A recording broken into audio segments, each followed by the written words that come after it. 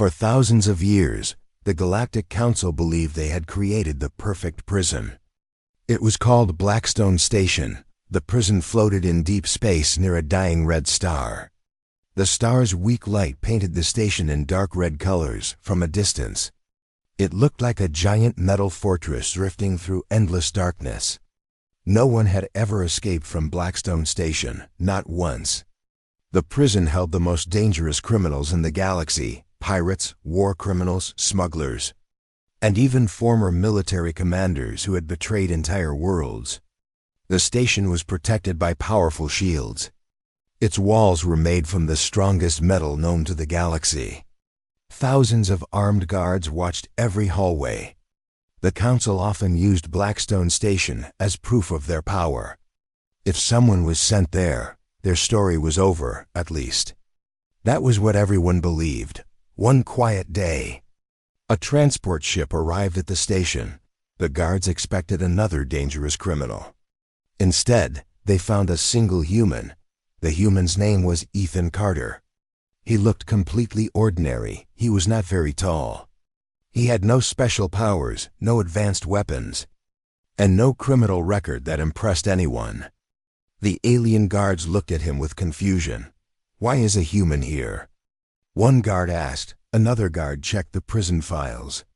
He attacked a council officer during a political dispute, he replied. The guards laughed, compared to the monsters inside Blackstone Station. The human seemed harmless.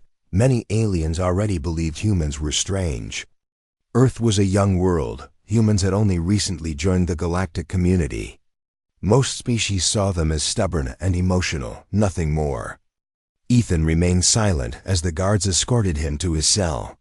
He carefully observed everything around him: the cameras, the doors, the guard patrols, the security systems. He noticed details that most prisoners ignored.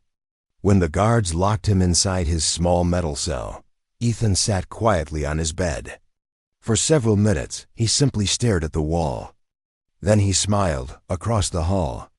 A large reptilian prisoner watched him. "Why are you smiling?" The alien asked. Ethan looked up.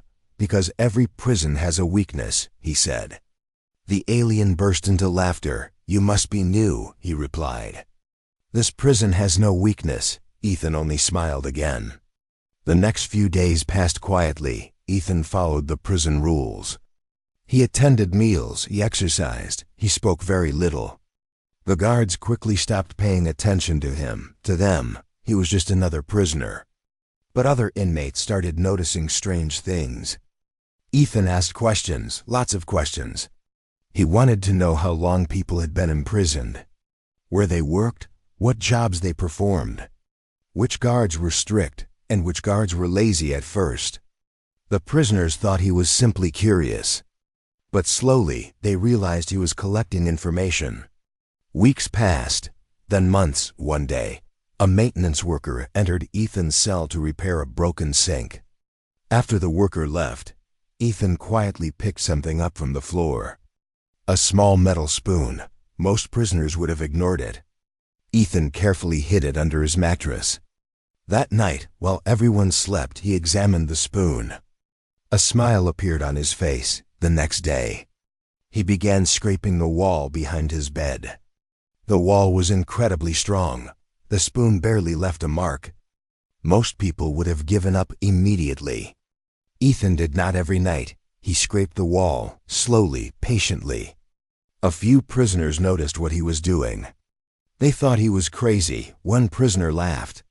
"That wall is nearly 2 meters thick," he said. "It would take hundreds of years to dig through it." Ethan shrugged. "Then I better get started," he replied. The prisoner shook his head. Humans were strange. Weeks became months. The tiny mark on the wall slowly became a hole. The hole slowly became a tunnel. Ethan never stopped, even when his hands hurt. Even when progress seemed impossible, he continued. Something about his determination began attracting attention. Other prisoners became curious. Some even started helping him hide evidence of the digging. Nobody truly believed he would succeed. But they admired his effort. The impossible project gave them hope. For the first time in years, many prisoners felt excited about something. Then one evening, a prisoner asked the question everyone was thinking. "Why do you keep trying when you know you will fail?" he asked. Ethan looked around at the prisoners gathered near his cell. Then he smiled. "Because impossible is just a word," he said. The room fell silent. Even the aliens who thought he was insane felt something change inside them. For the first time, they started wondering, what if the human was right? 3 months later, Blackstone Station's emergency alarms suddenly exploded across the entire prison.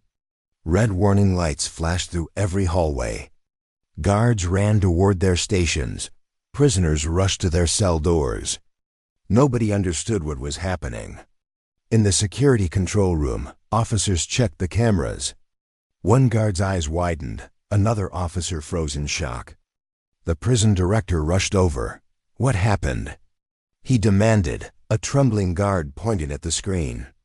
The director stared, his face turned pale on the monitor. Ethan Carter stood inside a hidden tunnel behind his cell wall. The impossible escape attempt was real, but that was not the worst part. The director looked closer, then his heart nearly stopped. The tunnel was far too large for one person to build alone. Dozens of prisoners were inside it, working together. Digging, planning, preparing. The human had not been trying to escape by himself. For months, he had been building something much bigger. And for the first time in 3,000 years, Blackstone Station was truly in danger. The emergency alarms continued to echo through Blackstone Station. Red lights flashed across every hallway.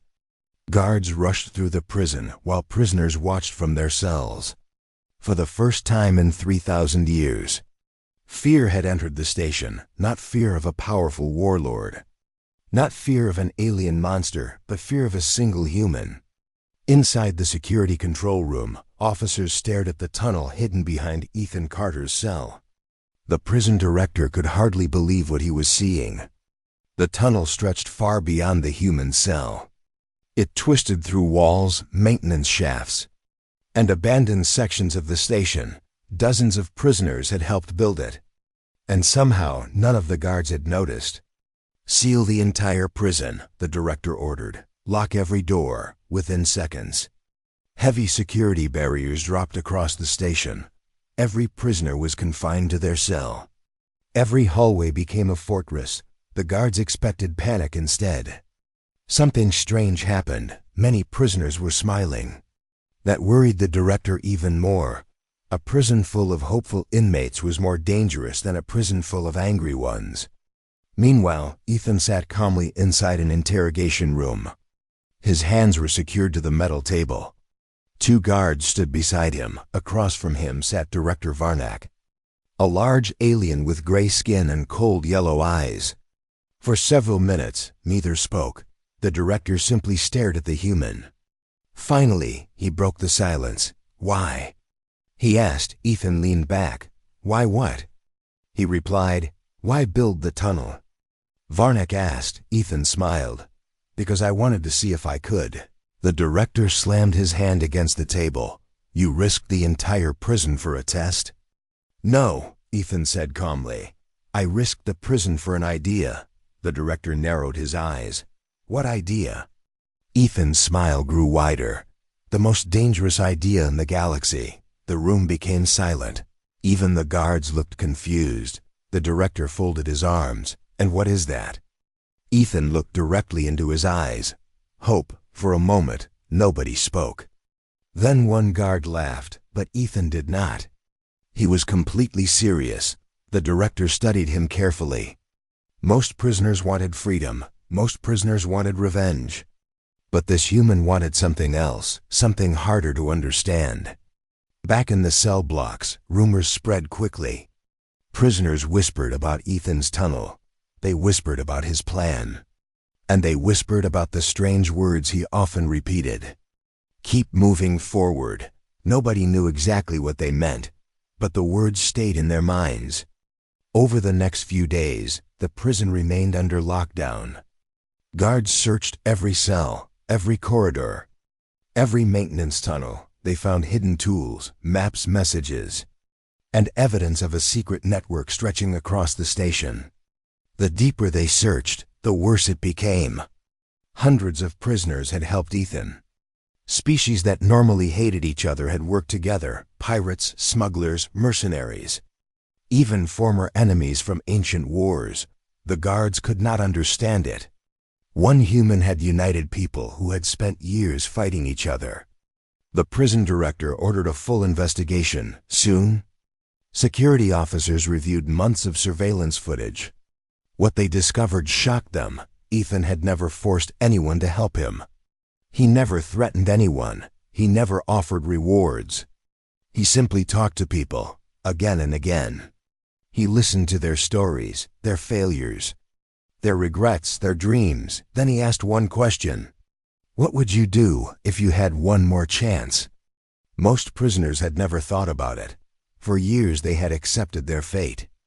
But Ethan refused to accept anything, and slowly his attitude spread. The officers realized something terrible. The tunnel was never the real danger. The idea behind it was. 1 week later, the director visited Ethan again. This time, the human was sitting quietly in his temporary cell. Reading an old book, the director stood outside the energy barrier. "You failed," Varnak said. Ethan looked up. "Did I?" "The tunnel is destroyed," the director replied. "The prisoners are locked down." Ethan closed his book. "Then why are you here?" The question bothered the director because he knew the answer. He was here because something felt wrong. The human should have been angry, frustrated, defeated. Instead, he looked calm, almost satisfied. "You expected this," Varnak said. Ethan nodded. "Of course." The director felt a chill. Then what was the point? And he stood and walked closer to the barrier. The tunnel was never the goal. Then what was? The human looked around the prison block, at the rows of cells, at the silent prisoners watching from behind force fields. Then he answered. "Now they believe something can change." The director followed his gaze. For the first time he noticed it. Prisoners were standing taller, looking stronger, more alive. The tunnel was gone, but the hope remained. And hope was spreading. That night, the director could not sleep. He reviewed reports from every section of the station. The numbers confused him. Violence was decreasing. Fights were becoming rare. Prisoners were cooperating with each other. Some had even started teaching skills to other inmates. The prison was becoming more organized, not less. The human was somehow changing the entire station, without weapons, without power, without freedom. Then a new report arrived. The director opened it, and his blood ran cold. A guard had intercepted a message, a secret message hidden inside maintenance records. It was addressed to prisoners across the station. Only one sentence appeared in the file. "Phase 1 complete." The director stared at the words. His hands tightened. Phase 1.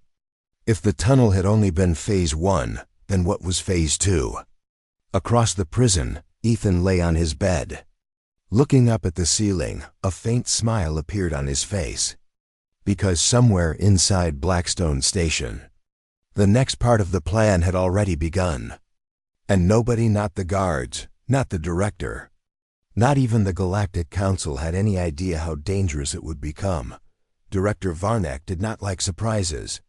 And lately, Blackstone Station was full of them. The message haunted his thoughts. Phase 1 complete. Those 3 words had changed everything. For weeks, security teams searched every corner of the prison. They scanned communication systems. They questioned prisoners. They checked maintenance records again and again, but they found nothing. It was as if the next phase existed only in Ethan Carter's mind. That worried Varnak the most, because the human never seemed worried. Every day, Ethan followed the prison schedule. He ate his meals. He exercised, he read books, and he smiled. The smile irritated the guards. It was the smile of someone who knew something they did not. One morning, Varnak stood in the control room watching surveillance screens. A young officer rushed inside. "Director, you need to see this." The officer pointed to a monitor. Several prisoners were gathered in the exercise yard. At first, nothing seemed unusual. Then Varnak noticed something strange. The prisoners were from different species that normally hated each other. Instead of arguing, they were working together. Some were exercising, some were teaching others. Some were discussing plans and ideas. The prison director frowned. "What are they doing?" he asked. The officer looked nervous. "We are not sure. Over the next few days." Similar reports appeared everywhere. Prisoners were cooperating, helping each other, sharing knowledge. Even old enemies were becoming friends. The prison was changing. And somehow Ethan was connected to all of it. Then the first real sign of trouble appeared. A power failure hit cell block 7. The lights went out for only 30 seconds. When power returned, everything seemed normal. Until the guards checked the prisoner count, 3 inmates were missing. Alarms immediately sounded throughout the station. Security teams searched every hallway, every storage room, every ventilation shaft. Hours later, they found the missing prisoners, but not where anyone expected. The prisoners were standing inside a sealed maintenance chamber deep below the prison. A place they should never have been able to reach. The guards demanded answers. The prisoners refused to speak that night. Director Varnak visited Ethan again. The human looked up from his book as the director approached. "You planned this," Varnak said. Ethan slowly closed the book. "Planned what?" he asked. "The missing prisoners." Ethan smiled. "Did they escape?" "No. That it wasn't much of a breakout, was it?" The director felt his patience slipping away. "You are testing us." "Of course," Ethan replied. The honesty caught Varnak off guard. The human was not even trying to hide it. "Why?" the director asked. Ethan stood and walked toward the energy barrier. "Because every system has weaknesses. The station is secure," Ethan chuckled. "That is what everyone says right before they discover a problem." For a moment, neither spoke. Then Ethan added something that made Varnak uncomfortable. "The prisoners are learning." The director frowned. "Learning what?" "That they are stronger together than alone." Varnak left without another word. But deep inside, he feared the human might be right. Days turned into weeks. The prison remained tense. Guards watched every movement, every conversation, every unusual action. Yet nothing happened. Some officers started believing the danger had passed. Maybe Ethan's network had collapsed. Maybe the prisoners had lost confidence. Maybe Phase 2 had failed. Then everything changed. It happened during a routine supply delivery. A cargo ship docked with the station. The process was simple. Automated systems unloaded containers. Security teams inspected the cargo. Nothing unusual, at least. That was what everyone thought. Suddenly, warning lights flashed across the docking bay. Emergency doors slammed shut. Security cameras lost signal. And multiple alarms activated at once. The control room erupted into chaos. "Report!" Varnak shouted. Officers rushed between consoles. Then one of them looked up in shock. "Director, prisoners are moving through the maintenance network." Varnak froze. "How many?" The officers swallowed. "Hundreds." The room went silent. "Hundreds?" That was impossible. Yet the screens showed the truth. Groups of prisoners were moving through hidden pathways across the station. Some disabled security sensors, others blocked patrol routes. Others created distractions in distant sections. It was organized, careful, almost military. The entire prison seemed alive, for the first time in 3,000 years. Blackstone Station faced a coordinated uprising. Security forces reacted immediately. Armed teams sealed corridors. Defense drones filled the hallways. One by one, escape routes were blocked. The prisoners fought hard, but they were not soldiers. Slowly, the guards regained control. After 6 intense hours, the uprising ended. Hundreds of inmates were captured. Dozens were returned to their cells. The prison remained standing. Technically, The breakout had failed. The council would probably call it a victory. But Director Varnak did not feel victorious because something felt wrong. Again, the next morning, he reviewed the reports. The prisoners had never attempted to reach the station's hangars. They never targeted communication systems. They never tried to seize control of the prison. Their actions made no sense. Unless a terrible thought entered his mind. What if the breakout had never been the real objective? Varnak immediately ordered a complete review of security records. Hours later, an officer ran into the control room. His face was pale. "Director, what is it?" Varnak demanded. The officer placed a data tablet on the desk. "We found this hidden inside the prison network." Varnak opened the file. A single message appeared on the screen. The message was from Ethan Carter. There were only 6 words. "Thank you for showing us everything." The director's heart sank. Suddenly, he understood. The breakout had not been about escaping. It had been about learning. The prisoners had forced security systems to reveal their responses. They had mapped patrol routes, measured reaction times, identified weaknesses. Every failure had provided new information. Every captured prisoner had been part of the plan. The breakout was never meant to succeed. It was a test. And the prison had just given Ethan all the answers he wanted, far below the station, inside his cell. Ethan sat quietly on his bed. A small smile appeared on his face. Because the first breakout had failed exactly as intended, and now Phase 3 could begin. Director Varnak stared at the message for a long time.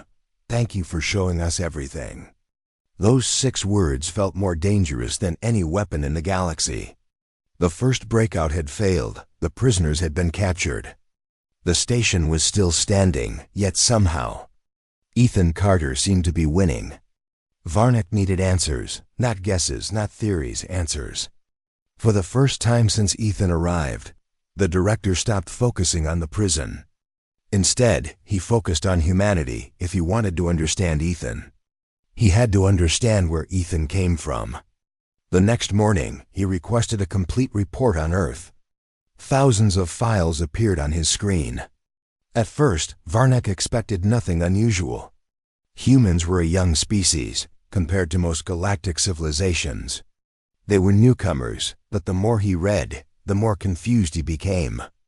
Earth should not have produced intelligent life. The planet was dangerous. Extremely dangerous. It had powerful storms. Earthquakes, volcanoes, floods, droughts, deadly diseases. Predators, wars, and endless natural disasters. Most intelligent species evolved on relatively safe worlds. Earth was the opposite, yet humans had survived. Not only survived, they had thrived. Varnak continued reading. Every page revealed another challenge humanity had faced. When food became scarce, humans found new ways to grow it.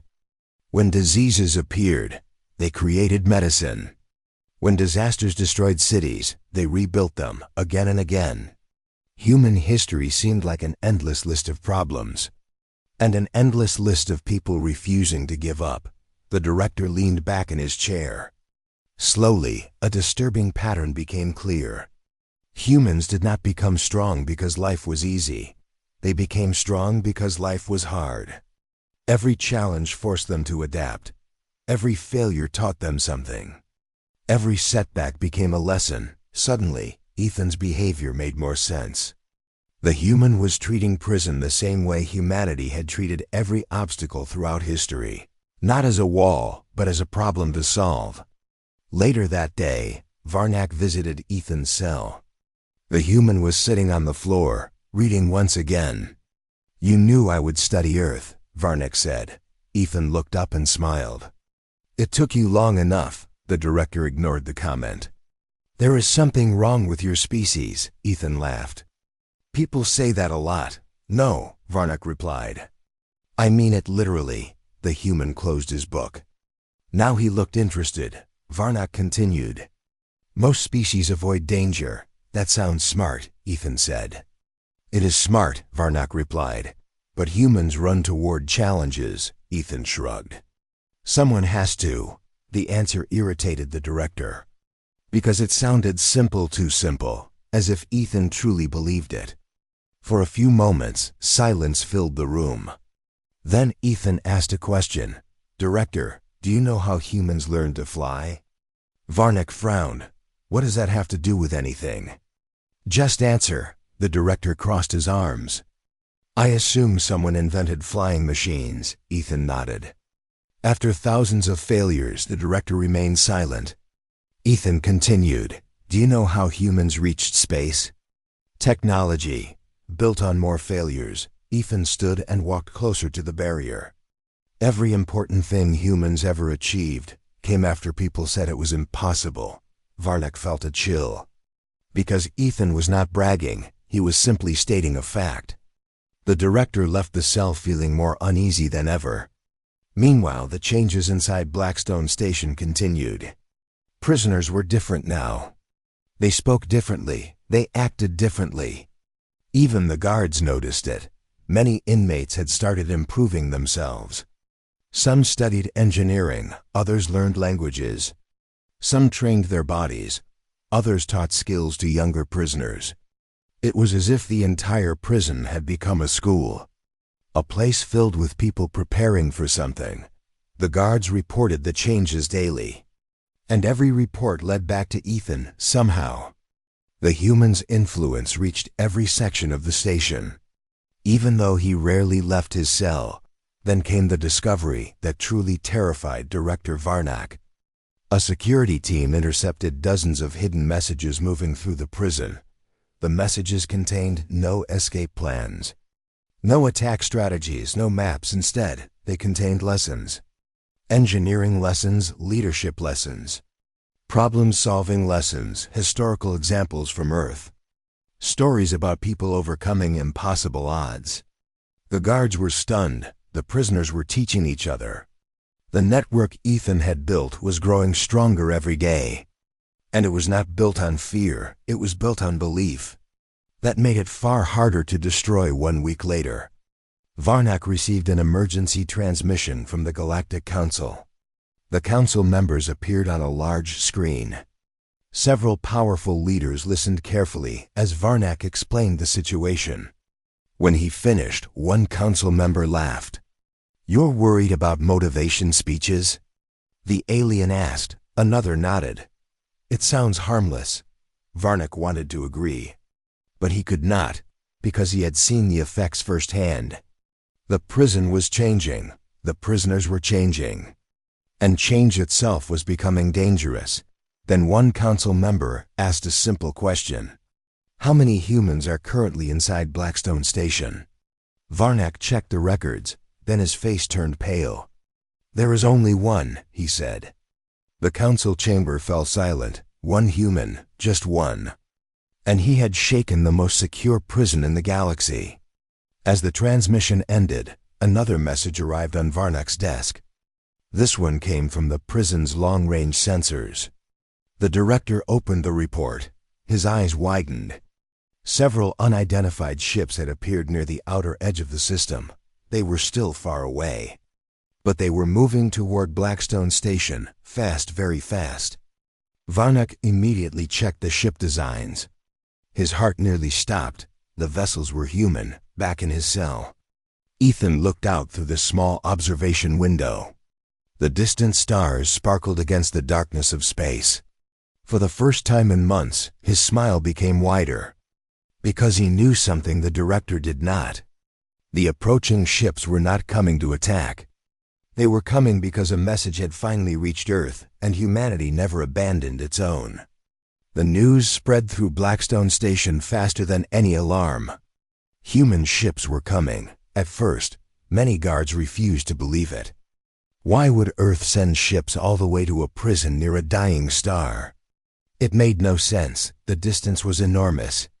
The cost would be huge, and the chances of success were almost zero. But the sensor reports did not lie.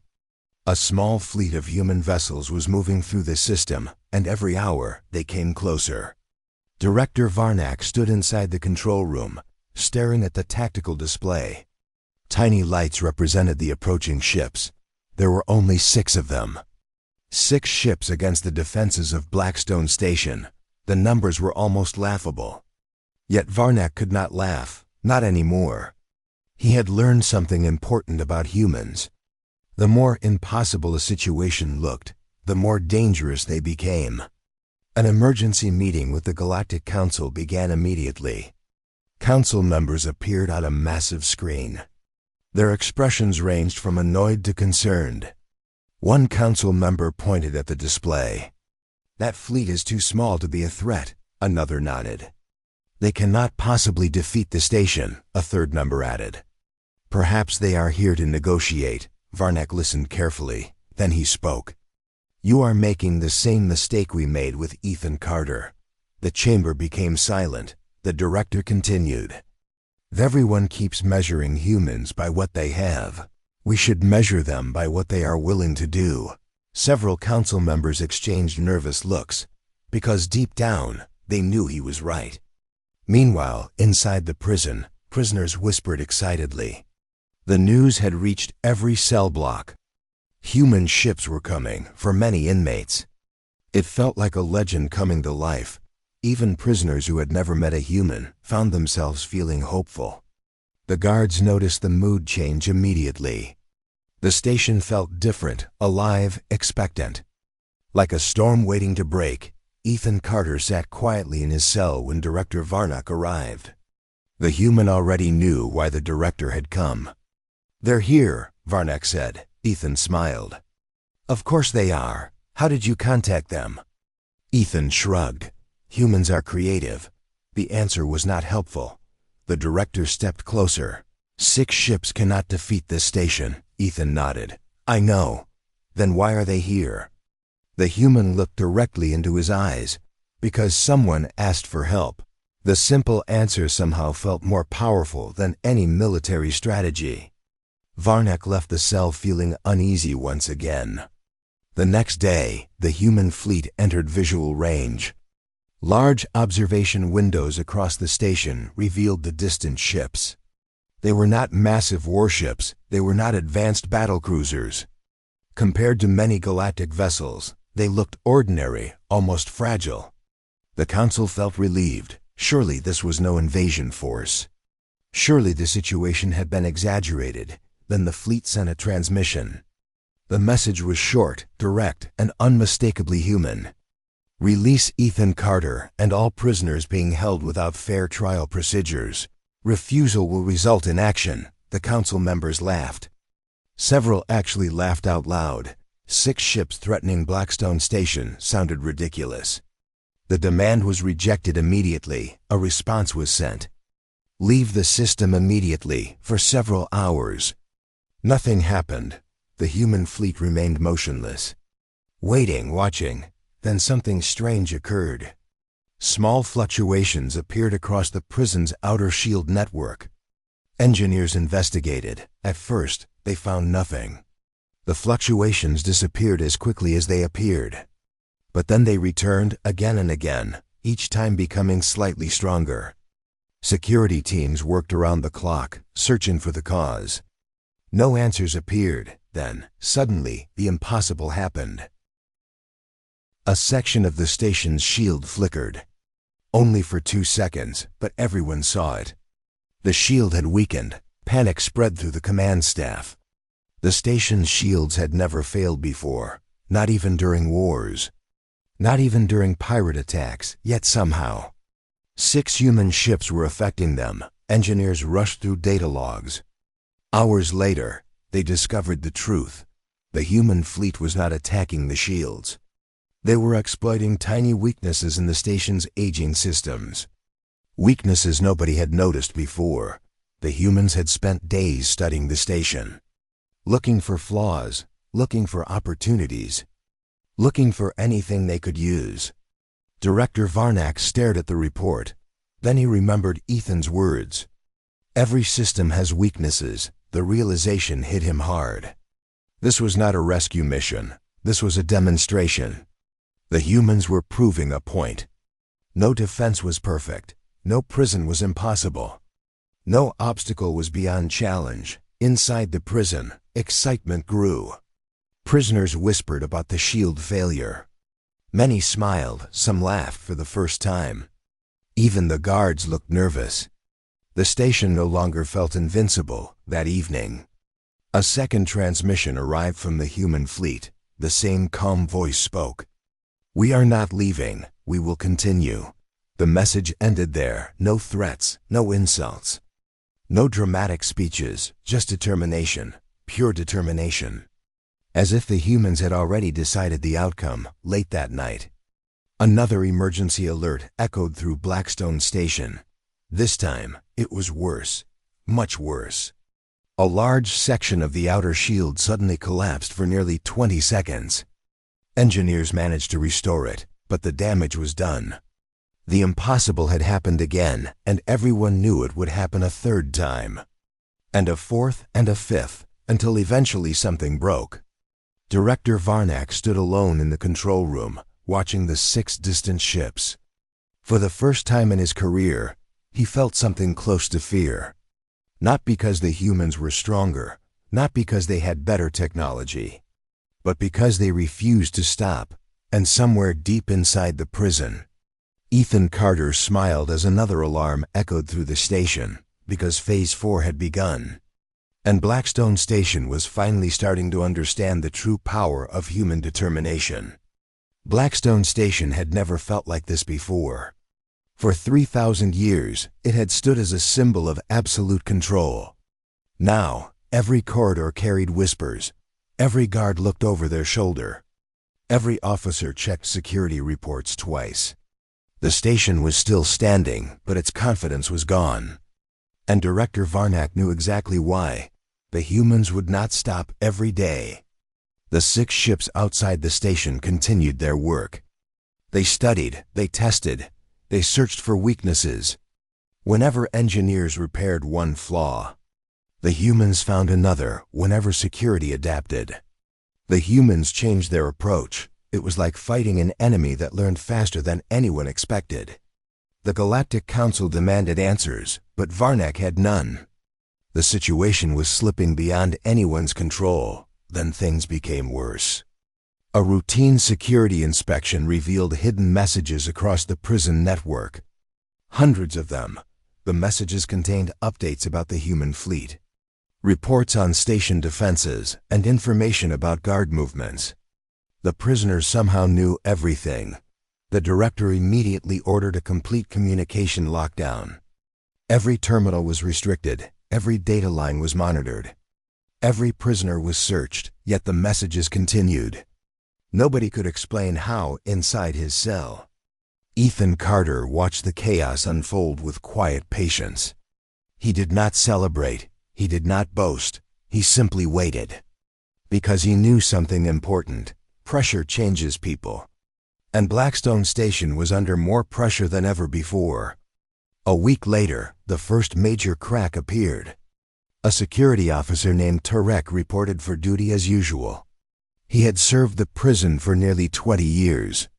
He followed every rule, trusted every system, and believed completely in the station's mission. Until now, while reviewing prisoner records, he noticed something strange. Several inmates had never received proper trials. Others had been imprisoned based on weak evidence. A few had simply disappeared into the system after political disputes. The more records he examined, the worse it became. The prison was not as fair as it claimed. Tarek reported the issue to his superiors. His concerns were ignored. That bothered him for the first time. He began asking questions, and questions spread quickly. Other guards started looking into records as well soon. Uncomfortable conversations appeared throughout the station. The human fleet was exposing more than security weaknesses. It was exposing moral weaknesses too. Director Varnak received dozens of reports. Guard morale was falling. Arguments were increasing. Officers disagreed about how to handle the crisis. Some wanted negotiations, others demanded force. The station was becoming divided, exactly as Ethan had predicted. Then the prisoners made their move. It began with something small. A work crew refused an order. Nothing violent, nothing dramatic. They simply said no. The guards punished them. The next day, another work crew refused. Then another within 3 days. Nearly half the prison workforce had stopped cooperating. The station depended on prisoner labor for maintenance. Without it, essential systems began falling behind schedule. Minor problems started appearing everywhere. Broken equipment, delayed repairs, faulty sensors. Nothing serious by itself, but together they created chaos. The station was slowly grinding to a halt. The council ordered Varnak to restore control immediately. He tried. New restrictions were introduced. Additional guards were deployed. Punishments increased. But every action created more resistance. The harder the station pushed, the stronger the prisoners became. Because they were no longer acting as individuals, they were acting together. And unity was difficult to break outside. The human fleet continued applying pressure. A third shield disruption struck the station, this time. An entire defensive sector shut down for nearly a minute. Engineers were horrified. The station's reputation for invincibility was disappearing. The council's reputation was disappearing with it. Then came the moment nobody expected. A prison guard opened Ethan's cell. The human looked up calmly. Standing outside was Officer Turek. For a few seconds, neither spoke. Finally, Turek broke the silence. "Why are you doing this?" he asked. Ethan studied him carefully. "Doing what?" "All of it. The fleet, the resistance, the pressure." Ethan stood. Then he walked toward the barrier. "Because systems only improve when someone challenges them," he said. Turek frowned. "You are tearing this prison apart." Ethan shook his head. "No, I'm showing everyone what was already broken." The answer stayed in Turek's mind long after he left. Across the station, more guards started questioning old assumptions. More prisoners demanded fair treatment. More officers argued with their commanders. The prison was reaching a breaking point. Then disaster struck. A major power relay failed deep inside the station. The damaged relay supplied energy to several critical sectors. Emergency teams rushed to repair it. But there was a problem. The repair required prisoner technicians, and most of those technicians were participating in the work refusal.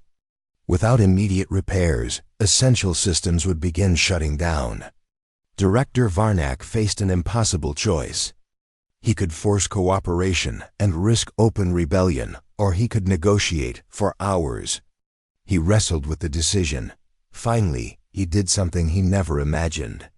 He requested a meeting with Ethan Carter. The human arrived under heavy guard. Yet somehow he looked completely relaxed. The director stared at him, then spoke the words he never thought he would say. "What do you want?" For the first time since arriving at Blackstone Station, Ethan's smile disappeared. His expression became serious. Very serious. He looked directly at Varnak, then gave a single answer: "Change." The room fell silent, because everyone understood what that meant. The prison crisis was no longer about escape. It was no longer about security. It was about the future of the entire system. And deep beyond the station's observation windows, the 6 human ships remained motionless, waiting, watching, ready for whatever came next. Because the final phase was about to begin. And Blackstone Station would never be the same again. Director Varnak sat silently across from Ethan Carter. The room was quiet outside. Blackstone Station was struggling to hold itself together. Power systems were failing. Guards were questioning orders. Prisoners were demanding change, and 6 human ships waited patiently beyond the station's shields. Everything had started with one prisoner, one human, one impossible idea. Now the entire system stood at a crossroads. Varnak looked at Ethan for a long moment. Then he asked the question that had haunted him for months. "What happens if I refuse?" Ethan did not answer immediately. He looked through the observation window toward the stars. Then he turned back. "Then things get worse before they get better." The answer was calm, simple, and completely honest for the first time. Varnak understood something important. Ethan had never wanted destruction. If he wanted to destroy the station, he would have tried instead. Every action had pushed toward one goal. Change, not revenge, not chaos, change. The director slowly nodded. Then he made a decision. The biggest decision of his entire career. An emergency meeting was called. Senior officers, security commanders, council representatives, and prison administrators gathered inside the central conference chamber. The atmosphere was tense. Everyone expected another argument. Another plan to increase security. Another attempt to crush resistance. Instead, Director Varnak stood before them and spoke words nobody expected. Blackstone Station has failed. The room exploded with protests. Several council members immediately objected. Others demanded explanations. But Varnak raised his hand and continued. We believed control was strength. We believed stronger walls created better justice. We were wrong. The chamber became silent. Many hated hearing it, but nobody could deny the evidence. The station had not been threatened by superior weapons. It had not been defeated by advanced technology. It had been challenged by ideas. Ideas that exposed weaknesses everyone had ignored. For hours, debates filled the chamber. Some leaders fought against reform. Others supported it. The arguments grew intense. Yet one fact remained impossible to ignore. The prison could never return to the way it had been. Eventually, a vote was held. One by one, decisions were made. Independent reviews of prisoner cases. Fair trial examinations, new oversight systems. Improved prisoner rights, and strict limitations on future imprisonments. The reforms were approved, not by a huge margin but enough. The old system was ending. News spread quickly across Blackstone Station. At first, many prisoners refused to believe it. They had heard promises before. But this time was different. The orders were real. Review teams arrived immediately. Records were reopened. Investigations began. The changes were happening. For the first time in years, hope felt real. Then came the moment everyone had been waiting for. Director Varnak personally visited Ethan's cell. The energy barrier disappeared. The cell door opened. The human stood slowly. For several seconds, neither spoke. Then Varnak extended his hand. A human gesture he had learned during months of research. Ethan looked surprised. Then he smiled and shook it. You won, Varnak said. Ethan shook his head. No, we won. The answer caught the director off guard. But deep down, he knew it was true. A victory built on destruction would never last. A victory built on improvement might. A few days later, the 6 human ships finally received permission to dock. The crews entered the station peacefully.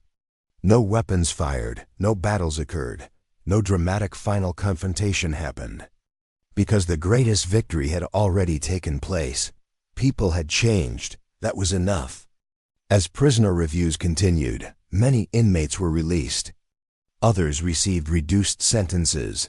Those who remained gained access to education, training, and rehabilitation programs. Blackstone Station slowly transformed. The galaxy watched closely. Many expected disaster instead. Something remarkable happened.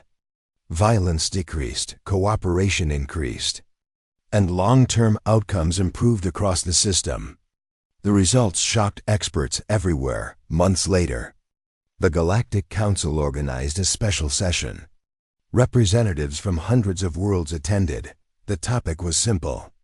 How had one human changed the most secure prison in galactic history? Historians studied the events. Military leaders examined the strategies. Scientists reviewed the data. Everyone searched for a complicated answer, but the truth was surprisingly simple. Humans viewed obstacles differently, where others saw impossibility. Humans saw a challenge, where others accepted limits.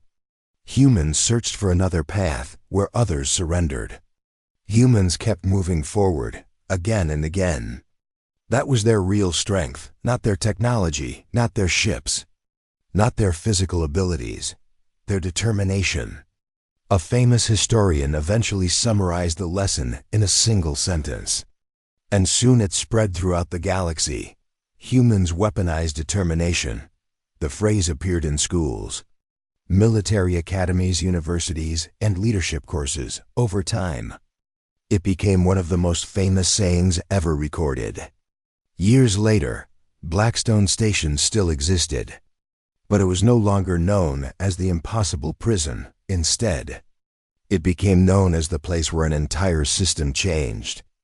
And at the center of that story stood one ordinary human, Ethan Carter, a man with no superpowers, no great wealth, and no army, only determination.